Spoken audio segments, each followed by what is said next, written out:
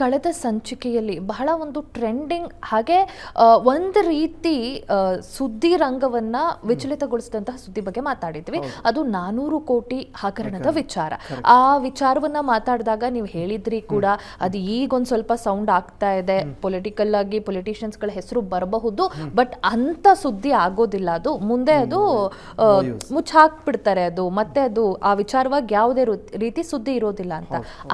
ಹಾಗೆ ಆಗಿದೆ ಗುರುಜಿ. ಇವಾಗ ಇದ್ರ ಬಗ್ಗೆ ನೀವು ಏನು ಹೇಳ್ತೀರಿ?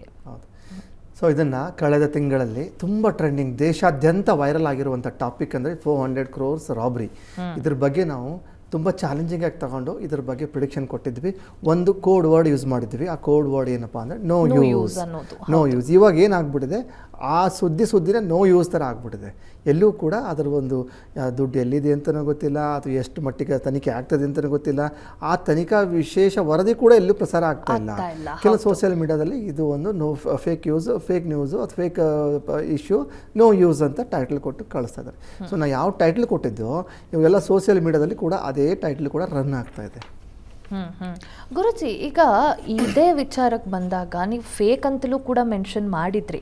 ಈ ವಿಚಾರ ಫೇಕ್ ಆಗತ್ತೆ, ಯಾವುದೇ ಹೆಸರುಗಳು ಬರೋದಿಲ್ಲ ಇದು ಅನ್ನೋದಾಗಿ. ಯಾಕೆ